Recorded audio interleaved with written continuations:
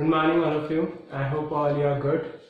आज हम हमारा फिफ्थ डेरिवेशन करेंगे। फिफ्थ डेरिवेशन क्या है? Electrical intensity to charge hollow sphere और स्फेरिकल शेल। स्फेरिकल शेल जैसे प्लास्टिक की बॉल होती है, प्लास्टिक की बॉल के ऊपर हमने चार्ज दे दिया तो प्लास्टिक की बॉल अंदर से क्या होगी? खाली। तो अंदर कोई चार्ज नहीं रहेगा, तो अंदर तो कोई चार्ज नहीं रहेगा। अब एक स्फीयर हमने लिया जिसका सेंटर है O और रेडियस है R। सेंटर है O और रेडियस है R। इस स्फीयर पे हमने चार्ज डिस्ट्रीब्यूट किया है कितना? Q चार्ज हमने इसके ऊपर डिस्ट्रीब्यूट कर रखा है। R क्या है? इसकी रेडियस, इस कैपिटल R इसकी रेडियस है। और हम अब इलेक्ट्रिक फील्ड कहाँ निकाल रहे हैं? हम निकाल रहे हैं इलेक्ट्रिक फील्ड पॉइंट P के ऊपर या A के ऊपर, पॉइंट A के ऊपर जो सेंटर से स्मॉल r डिस्टेंस पे है। जो सेंटर से कितने डिस्टेंस पर है? स्मॉल r डिस्टेंस पे। तो क्या आएगा? फर्स्ट केस जब जो स्मॉल r है वो कैपिटल R से बड़ा हो। सेकंड केस जब स्मॉल r कैपिटल R के इक्वल हो। और थर्ड केस जब स्मॉल r कैपिटल R से छोटा हो, यानी जब पॉइंट बाहर हो स्फीयर के, जब स्फीयर पर हो और जब स्फीयर के अंदर हो। यहाँ पे हम तीन फॉर्मूले निकालेंगे। एक, जब ये पॉइंट स्फीयर के बाहर है, जब ये पॉइंट यहाँ पे सरफेस पे आ जाए और जब ये पॉइंट सरफेस के अंदर आ जाए। तो तीन डेरिवेशंस आएगी इस एक टॉपिक के अंदर। वापस समझ लीजिए, ये क्या है? एक स्फीयर R, हम इससे स्मॉल r डिस्टेंस के ऊपर एक पॉइंट A है जिसके ऊपर हम इलेक्ट्रिक फील्ड निकाल रहे हैं, बाहर वाला पॉइंट। फिर एक पॉइंट यहाँ पे B पॉइंट और एक पॉइंट यहाँ पे कहीं पे भी हो सकता है C पॉइंट। इन तीनों पॉइंट्स के ऊपर, यानी जब स्मॉल r कैपिटल R से बड़ा है, जब स्मॉल r कैपिटल R के इक्वल और जब स्मॉल r कैपिटल R से छोटा है, इन तीनों पॉइंट्स के ऊपर हमें क्या निकालनी है? Electric field intensity. कैसे निकालेंगे? हम लोग बहुत बार कर चुके हैं। तो फर्स्ट केस जब outside the sphere point, point क्या है? स्फीयर के बाहर। अब देखिए, यहाँ पे हमने एक सरफेस अज्यूम किया है ds और इधर ही E की डायरेक्शन है। हमने यहाँ पे क्यों एक ही सरफेस लिया? इसका भी एक रीजन है, क्योंकि स्फीयर का कोई भी पॉइंट ले लीजिए, सभी जगह इलेक्ट्रिक फील्ड बाहर की तरफ होगी और वहां से सरफेस भी बाहर की तरफ होगा। तो यहाँ पे सिर्फ एक ही सरफेस लेंगे हम लोग। फ्लक्स की डेफिनेशन में पढ़ी है, pi E is equals to integral of E ds। Surface एक ही है तो S1 S2 S3 लिखने की जरूरत नहीं है। तो flux equals to pi E किसके इक्वल आ जाएगा?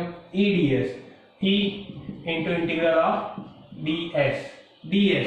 अभी जो बाहर वाला पॉइंट है ये स्मॉल r डिस्टेंस पे है, तो स्फीयर का सरफेस एरिया फॉर्मूला होता है, फिक्स होता है 4 पाई r²। तो ये हमारी फर्स्ट इक्वेशन आ गई, जब सरफेस के बाहर। अब according to Gauss law, Gauss ने क्या कहा कि जो फ्लक्स होता है वो मेरे अकॉर्डिंग Q/ε0 के इक्वल होता है। तो ये सेकंड इक्वेशन आ गई। जैसा हमने पहले की चार डेरिवेशंस में किया वैसे ही हम इसमें करेंगे। जब इन दोनों फ्लक्स को इक्वल करेंगे, यानी इक्वेटिंग फर्स्ट एंड सेकंड, जब इन दोनों को इक्वल करेंगे तो क्या आएगा? E into 4 pi r² is equals to Q/ε0। और यहां से अगर E की वैल्यू निकालेंगे तो E की वैल्यू क्या आएगी? E इक्वल्स टू आ जाएगा Q/4 पाई r² इंटू ε0। 1/4 पाई ε0 K के इक्वल होता है, तो ये फॉर्मूला आ जाएगा KQ/r²। यानी सरफेस के बाहर, स्फीयर के सरफेस के बाहर पॉइंट A के ऊपर इलेक्ट्रिक फील्ड कितनी आई? KQ/r²। ये कौन से पॉइंट पे आई? Eight point A। इसी तरह से हम B पे निकालेंगे और C पे निकालेंगे। अब जब हमारा दूसरा पॉइंट है वह सरफेस के ऊपर on the sphere at point B, तो इस पॉइंट के ऊपर क्या आएगा? जो स्मॉल r हो किसके इक्वल हो जाएगा?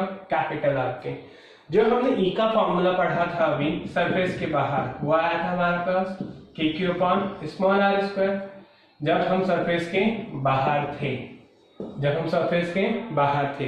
बट अब सिर्फ क्या हुआ कि ये पॉइंट जो यहाँ पे है ये अंदर यहाँ पे शिफ्ट हो गया। ये पॉइंट A से कहाँ शिफ्ट हो गया? B पर।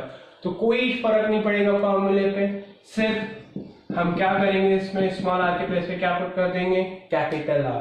तो E इक्वल्स टू क्या आ जाएगा, के क्यू अपॉन आर स्क्वायर। हम चाहे तो इसकी डेरिवेशन भी पूरी कर सकते हैं, बट उसकी रिक्वायरमेंट नहीं है। फिर थर्ड, हम कहाँ आ गए, सरफेस के अंदर, point C, inside the surface और स्फेयर। हम स्फेयर के अंदर आ गए। जब स्फेयर के अंदर आएंगे तो स्मॉल आर कैपिटल आर से क्या हो जाएगा, छोटा। जब स्मॉल आर कैपिटल आर से छोटा हो जाएगा तो हम इस पॉइंट पे पहुंच गए, सी के ऊपर। तो जब सी पॉइंट पे आए तो इलेक्ट्रिक फील्ड इंटेंसिटी, कल हमने पढ़ा था कि जो भी चार्ज स्फेयर होते हैं, जो भी चार्ज शीट थी, उसके अंदर इलेक्ट्रिक फील्ड इंटेंसिटी अंदर कितनी थी, 0। तो यहाँ पे भी इस पॉइंट के ऊपर डायरेक्टली इलेक्ट्रिक फील्ड इंटेंसिटी कितनी आएगी, 0। इलेक्ट्रिक फील्ड इंटेंसिटी कितनी आएगी, 0। तो ये तीनों फॉर्मूले आपको याद होने चाहिए और डायरेक्टली हमें इन फॉर्मूलों का यूज और डेरिवेशन दोनों आनी चाहिए। जो कॉपी के अंदर लिखा हुआ है नोट्स के अंदर, वहां पे एक मिस्टेक है, वहां पे एच नहीं आएगा। उस एच को हटा दीजिएगा लिखते टाइम, उस एच को हटाना है आपको। और डायरेक्टली आप चाहें तो इतना सा डेरिवेशन भी कर सकते हैं। क्यों? क्योंकि यहाँ पे सरफेस के अंदर चार्ज क्या होगा, 0, तो इलेक्ट्रिक फील्ड इंटेंसिटी भी क्या हो जाएगी, 0। आप डायरेक्टली ये भी लिख सकते हैं। अगर आप नोट से लिख रहे हैं तो उसमें से एच हटा दीजिएगा। हमने 3 फॉर्मूले निकाले।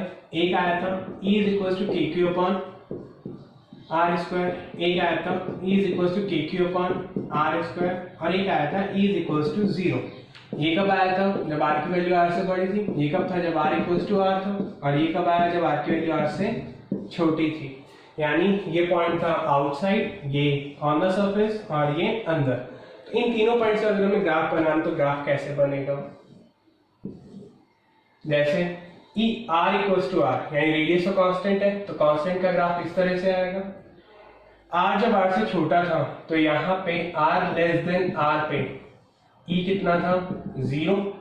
फिर यहाँ पे क्या है, R is equals to R, और फिर आर स्क्वायर की क्या है, ये इनवर्सली प्रोपोर्शनल, हमेशा से यही होता है। तो इस तरह से इसका ग्राफ बनेगा, इस तरह से इसका ग्राफ बनेगा। ये ग्राफ आपको बनाना आना चाहिए। वापस देख लीजिए, जब आर आर से छोटा है तो ई की वैल्यू 0। जब इस पॉइंट पे आर और आर इक्वल हो गए और इसके बाद में आर के कैपिटल आर से बड़ा है, तो इस तरह से इसका डायग्राम बनेगा। नाउ सिक्स्थ डेरिवेशन, जो सिक्स्थ डेरिवेशन है वो क्या है कि अभी हमने देखा था कि जो स्फीयर हमारे पास था वो कौन सा था, हॉलो। वो क्या था, हॉलो। अब जो स्फीयर है वो है सॉलिड। सिर्फ इतना सा डिफरेंस है। सॉलिड का मतलब चार्ज इसके भी सरफेस के ऊपर ही है। जब चार्ज इसके सरफेस के ऊपर ही है तो जो फॉर्मूले हमने हॉलो स्फीयर के लिए डिराइव किए थे, जो फॉर्मूले हमने हॉलो स्फीयर के लिए डिराइव किए थे, वही फॉर्मूले हम सॉलिड स्फीयर में यूज करेंगे। यानी जैसे फर्स्ट केस था आउटसाइड, तो आउटसाइड का फॉर्मूला जो आया था E इज इक्वल टू के क्यू अपॉन आर स्क्वायर। फिर दूसरा था ऑन द सरफेस, तो E इक्वल टू क्या आ जाएगा, के Q upon capital R square. और तीसरा, जब सरफेस के अंदर जाएंगे तो यहाँ पे भी इलेक्ट्रिक फील्ड कितनी हो जाएगी, 0। तो सॉलिड स्फीयर और हॉलो स्फीयर दोनों के फॉर्मूले क्या रहेंगे, सेम। दोनों के रिजल्ट क्या रहेंगे, सेम। इसकी डेरिवेशन पूछी नहीं जाती, बट इसके रिजल्ट आपको पता होना चाहिए। और ये पता होना चाहिए कैपिटल आर तो क्या है, रेडियस किसकी, स्फीयर की, चाहे हॉलो हो या सॉलिड। आर तो क्या है, रेडियस। और स्मॉल आर क्या है, वो पॉइंट कितने डिस्टेंस पर है, वो पॉइंट कितने डिस्टेंस पर है, वो है हमारा स्मॉल आर। नेक्स्ट डेरिवेशन हम लोग नेक्स्ट क्लास में करेंगे। यहाँ तक किसी को भी कोई डाउट हो तो पूछ सकता है, मैसेज कर सकता है, ऑडियो भेज सकता है, उसको कुछ भी पूछना हो पूछ सकते हैं।